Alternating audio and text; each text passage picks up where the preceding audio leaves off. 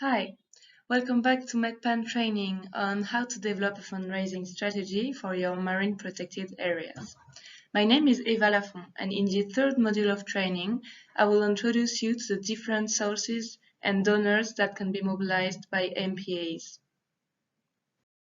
First, we will look at the current sources of funding for MPAs in the Mediterranean. So, we can see here in the blue graph that public funds are the sources most used by MPAs to finance their activities.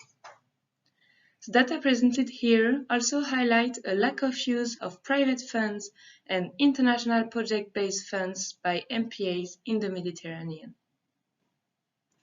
Also, looking at international sources in yellow, we see that the European mechanism, the LIFE program, are the most used ahead of the GEF and the bilateral cooperation. However, beyond these general trends, there are important differences in funding sources between European and non-European MPAs. Non-European MPAs particularly rely on international aid for marine conservation and lack funding from private and public sources. Instead, European MPAs mobilize less international sources but have additional funding levers to generate income from self-financing or private partnerships, which seems not to be available in other countries. Now that we have an overview of the current sources of funding for European and non-European MPAs, let's look at the potential sources that can be mobilized in the future and at their accessibility to MPAs. As a first step, here is a general mapping of potential funding sources for MPAs. First of all, these sources can be public or private. This categorization will have an impact on the way they are mobilized. We will see this in the next session. Concerning public sources, local and regional sources in blue are the ones that are the mostly used today by the MPAs. Thus, we will focus on which European or international sources in green and in yellow can be mobilized and how to do it. Regarding the private sources, we can separate them into three categories: NGOs, philanthropic sources, and private funds or impact funds. For all these categories, and more specifically for the private sources that are accessible to MPAs in terms of activities or location targeted, it is recommended to focus on those geographically close to the MPA. So, the first group considered is the international public sources. Among them, we can mention international funds that have already financed MPAs in the Mediterranean, like the GEF, and other funds like the Green Climate Fund or the Adaptation Fund that finance projects in the Mediterranean and projects for the protection of marine and coastal areas. All these funds may be mobilized to finance MPA's activities. All of these international funds operate on the same model. They finance projects. Thus, MPAs can mobilize them by submitting projects. To be funded by the GEF, a project must be submitted in partnership with one of the 18 GEF implementing agencies, including UNDP, UNDP, World Bank, the regional development banks, WWF, EUCN, and Conservation International. In general, this fund requires significant co-financing. For every dollar invested, the GEF expects at least $3 in co-financing. The GEF grant is a useful instrument for raising additional financial resources for MPAs. Finally, the GEF is interesting for MPAs because biodiversity protection is part of its priorities. It can finance relatively small projects through its small grant program, and it's active in Africa and Europe. The second group considered is the bilateral public sources. Among them, we can mention three main contributors in the Mediterranean region: France, with the FFEM and the AFD, Spain, and Principality of Monaco. The FFEM is a bilateral fund. It differs from the GEF, its multilateral counterpart, by the priority given to interventions in Africa and in the Mediterranean, its partnerships with French-speaking actors. For this type of bilateral fund, the terms of access are similar to those of multilateral funds. However, they often give more importance to the proximity of the proposed project or to existing links between the countries. For example, countries such as Tunisia and Algeria take advantage of their strong historical relationship with France. These strong links and interest from donor countries in MPAs in the region seems to be a condition for ensuring the continued flow of ODA resources. Also, the FFEM is interesting for MPAs because, for its 2019-2022 period, protection of biodiversity and resilience of aquatic ecosystem is part of its priorities.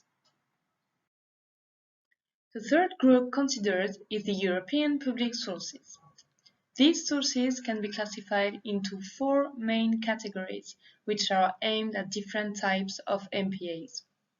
The first source is the Global Climate Change Alliance, which is aimed at the most vulnerable developing countries. The other three sources are the EU LIFE Programme, the European Programme in the Mediterranean, and the Structural European Funds. These last three sources are rather for European MPAs. To understand how to access these funds, we can take the example of the European Maritime, Fishery and Aquaculture Fund. So, the European Maritime, Fishery and Aquaculture Fund supports innovative projects that contribute to the exploitation and sustainable management of aquatic and maritime resources, like the transition to sustainable and low-carbon fishing, the protection of biodiversity and marine ecosystems, economic and social vitality of coastal communities, innovation in the sustainable blue economy, or international cooperation for healthy, safe, and sustainable management of the oceans. To access these funds, the MPA should check with the national authorities in charge of managing operational programs in your country to see if the project is eligible for fund support. Then it should check also on tender opportunities in maritime affairs and fishery that are published in the website of the European Union. So, regarding private funders, we can take the following two types as examples. The first example is foundations. They can finance the functioning of an MPA or MPA's projects, as the Foundation Capellino does. Indeed, Foundation Capellino is an Italian foundation whose objective is to preserve biodiversity and fight against climate change. The foundation financed 3 MPAs in Sardinia for these 3 projects. The first project is about the cleaning and recycling of abandoned fishing tools and the extension of protected area. The second project is about the installation of 4 marine lines to protect the local marine habitats. And the goal of the last project is to extend the perimeter of the MPA by 6,000 hectares and improve local fishery management measures. The second example here is trust funds. Conservation trust funds, such as the Met Fund, mobilize and invest financial resources whose interest is used to make grants to environmental organizations, such as MPAs. The Met Fund is financially supported by the GEF, the FFEM, the AFD, the Government of Monaco, and the Prince Albert II of Monaco Foundation. To access this fund, Met Fund regularly publish calls for expression of interest aimed at the management and co-management structures for Mediterranean MPAs in order to contribute to the recurrent management cost of these protected areas. We will deepen the case of the Met Fund in the face-to-face sessions. To increase the opportunity to be funded, it is important to target foundations that are close geographically to the MPA area, familiar with the issues faced by the MPA, and finance actions to preserve biodiversity, protect nature and the ocean, and fight against climate change.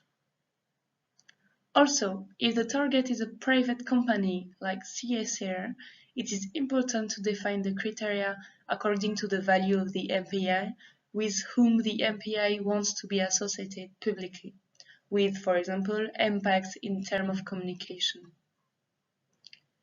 To access to this fund, it is also particularly important to build a strong and convincing communication strategy. We will see this on the Module 4, and to know how to engage and negotiate with donors. We also will see that in Module 5. So this is the end of the Module 3.